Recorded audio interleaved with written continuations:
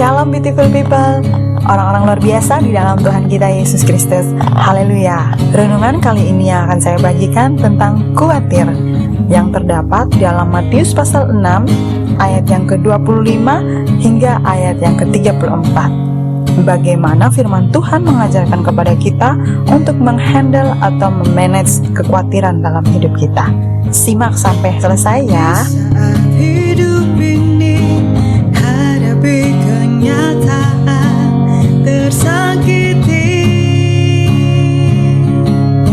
sadar aku tak sempurna, hati ini pun membara, seakan menolak kedamaian. Khawatir dan khawatir seringkali itu dialami oleh setiap orang. Bahkan saat ini pun saya tahu pasti ada yang sedang mengkhawatirkan kehidupannya. Apa itu khawatir? Khawatir adalah gelisah, cemas, atau takut terhadap sesuatu yang tidak pasti.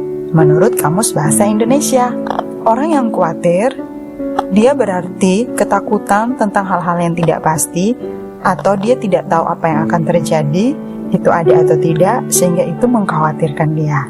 Apa yang sering dikhawatirkan? Banyak hal yang sering dikhawatirkan. Khawatir tentang pekerjaan, khawatir tentang pasangan hidup, gelisah dan takut masa depannya nanti seperti apa. Orang tua khawatir tentang pertumbuhan kehidupan anak-anaknya. Seorang ayah pasti bekerja keras untuk memenuhi kebutuhan hidup karena dia khawatir dengan keadaan hidupnya. Orang banyak bekerja keras berbondong-bondong untuk melakukan apa saja yang bisa menghasilkan uang supaya memenuhi kebutuhan hidup karena ada rasa cemas dan khawatir. Semua orang pasti mengalami khawatir. Khawatir tentang apa saja, dan itu adalah sesuatu hal yang normal. Sebagai manusia yang hidup di dunia ini, kita pasti khawatir tentang kehidupan kita, karena semua orang ingin menikmati hidupnya di dunia ini, sehingga banyak hal dilakukan, bekerja keras supaya dia bisa memenuhi kebutuhan hidup dengan kehidupan yang tenang dan damai. Makanya banyak orang sering memikirkan bagaimana besok, bagaimana ini, bagaimana itu, apa yang harus saya lakukan. Nah, dalam Matius pasal 6 ayat yang ke-25, Yesus berkata kepada orang-orang saat itu yang mendengarkan khotbah, di situ juga ada murid-muridnya, "Karena itu aku berkata kepadamu, janganlah khawatir akan hidupmu, akan apa yang hendak kamu makan atau minum, dan janganlah khawatir pula akan tubuhmu, akan apa yang hendak kamu pakai. Bukankah hidup itu lebih penting daripada makanan, dan tubuh itu lebih penting daripada pakaian?"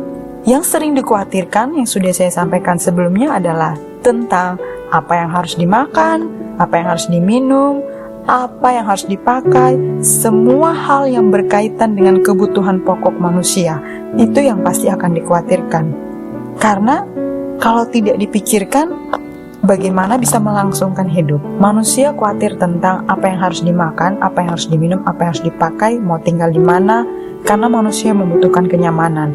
Manusia membutuhkan supaya tetap berlangsung hidupnya dengan baik. Tetapi hal yang menjadi dasar dan pokok ini justru yang dikatakan oleh Tuhan tidak boleh khawatir.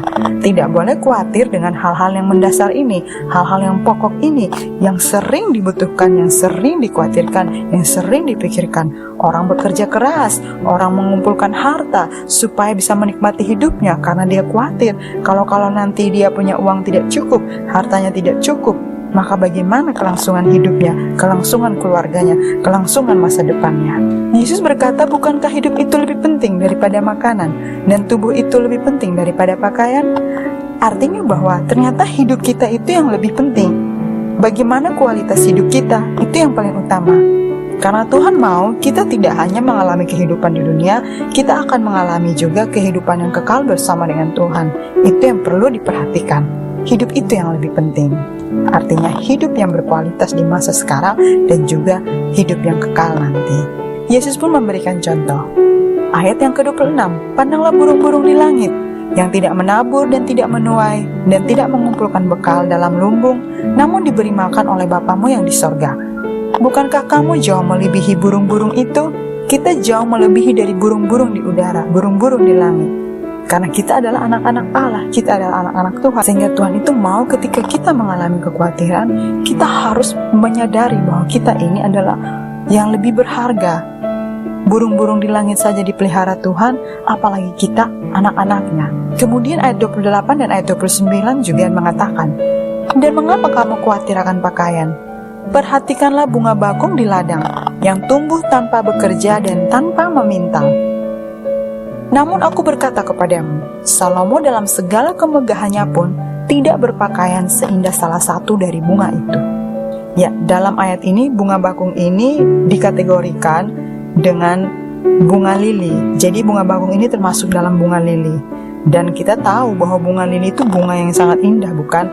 Bunga yang begitu bagus dan sudah mendunia sehingga banyak orang suka terhadap bunga ini. Tuhan memberikan contoh burung di langit dan juga bunga bakung serta rumput di ladang sebagai contoh bahwa anak-anak Tuhan itu lebih berharga daripada burung di langit, daripada bunga bakung tersebut.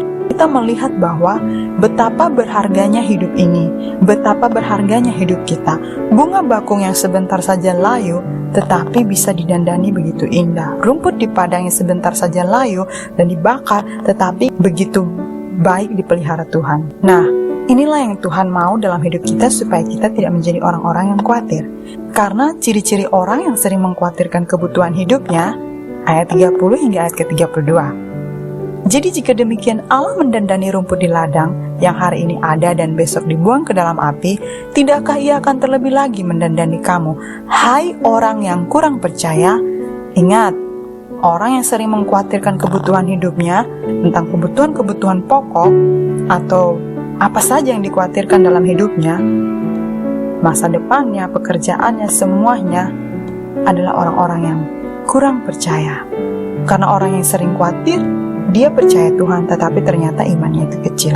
Percayanya itu masih dalam keraguan-raguan. Tidak percaya secara total. Kemudian ayat 31, sebab itu janganlah kamu khawatir dan berkata, apakah yang akan kami makan? Apakah yang akan kami minum? Apakah yang akan kami pakai? Semua itu dicari bangsa-bangsa yang tidak mengenal Allah. Akan tetapi Bapamu yang di surga tahu bahwa kamu memerlukan semuanya itu. Tuhan tahu apa yang kita perlukan.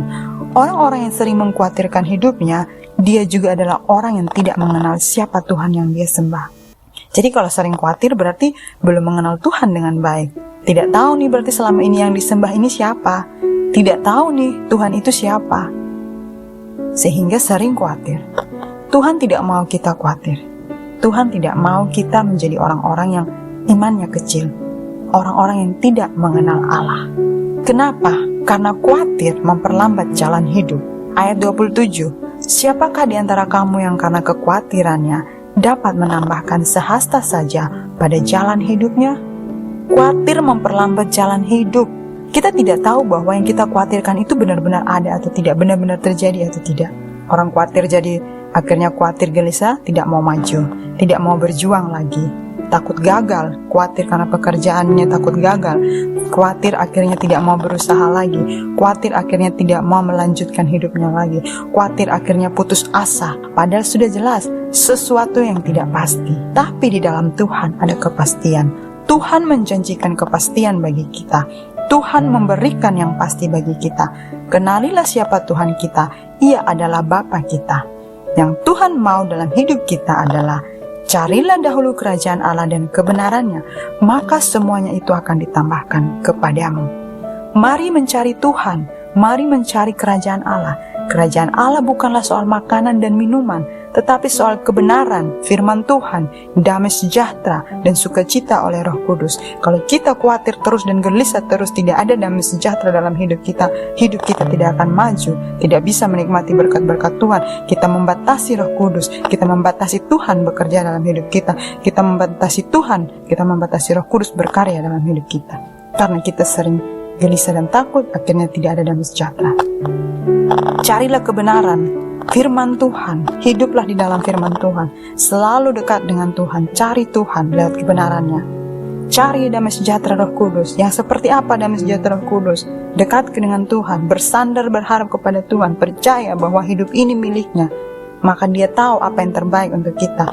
Dia adalah Bapa kita. Bapa tahu memberi yang terbaik bagi anak-anaknya. Orang mencari harta kekayaan, untuk bagaimana dia bisa bertahan hidup selama di dunia. Tetapi orang percaya harus yakin dan percaya bahwa kehidupannya, jaminan hidupnya ada di dalam tangan Tuhan. Apapun yang dikerjakan, apapun yang lakukan itu, maka Tuhan yang akan memberkatinya. Ayat 34. Sebab itu janganlah kamu khawatir akan hari besok, karena hari besok mempunyai kesusahannya sendiri. Kesusahan sehari cukuplah untuk sehari. Amsal 10 ayat 22 mengatakan bahwa berkat Tuhanlah yang menjadikan kaya, susah payah tidak akan menambahinya. Orang percaya harus punya pemikiran, orang percaya harus punya konsep hidup bahwa yang dia kerjakan dan dia lakukan itulah yang diberkati oleh Tuhan. Sehingga kekayaan yang diperoleh, harta yang diperoleh, apapun yang diperoleh, semua adalah berkat Tuhan, bukan susah payahnya yang menambahinya. Mazmur 127 ayat 2, sia-sialah kamu bangun pagi-pagi dan duduk-duduk sampai jauh malam, dan makan roti yang diperoleh dengan susah payah, sebab ia memberikannya kepada yang dicintainya pada waktu tidur. Ia memberikannya kepada yang dicintainya, kepada yang berkenan kepadanya, kepada yang hidup takut akannya, kepada yang mempercayainya secara total pada waktu tidur. Jadi jangan khawatir, kerjakan apa yang menjadi bagian kita, tetaplah berusaha, tapi ingat bahwa semua yang kita kerjakan itu kita serahkan di dalam tangan Tuhan, maka Tuhan yang akan memberkati. Kalau Tuhan sudah memberikan jaminan hidup, kamu akan makan, kamu akan minum, kamu akan ini dan itu. Jangan khawatir, kerjakan saja apa yang dikerjakan.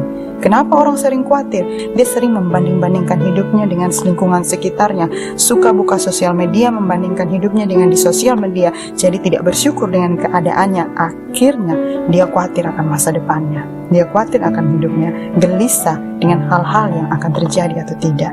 Karena dia berharap mau seperti orang ini, mau seperti orang itu, mau seperti orang sana, dan tidak bersyukur, maka kekhawatiran terus melanda hidupnya. Jadi, jangan khawatir, kita punya Bapa di sorga yang memelihara hidup kita. We do ordinary, God put extra, so it be extraordinary. Kita melakukan yang biasa, lakukan apa yang bisa kita lakukan, kerja keras yang bisa mampu kita, tapi jangan lupa Tuhan. Percaya kepada Tuhan, serahkan semuanya di dalam tangan Tuhan, dan nantikan Tuhan memberkati hidup kita. Tuhan akan memberikan yang spesial dari Tuhan. God put extra to that ordinary, pada yang biasa itu, be extraordinary, menjadi yang luar biasa. Hal-hal yang biasa menjadi luar biasa. Hari esok punya kesusahan sendiri, kesusahan sehari cukuplah untuk sehari. Kalaupun saya menghadapi sesuatu yang berat di hari esok, ada Tuhan yang memelihara hidup saya, ada Tuhan yang menjamin hidup saya. Jadi jangan khawatir, percaya kepada Tuhan. Biarlah hidup kita menjadi orang-orang yang selalu mencari akan kebenaran, firman Tuhan, sukacita Roh Kudus melimpah dalam hidup kita, damai sejahtera-Nya yang melampaui segala akal manusia, memelihara hati dan jiwa kita, sehingga kita mampu melalui hari-hari kita dan menerima berkat-berkat Tuhan.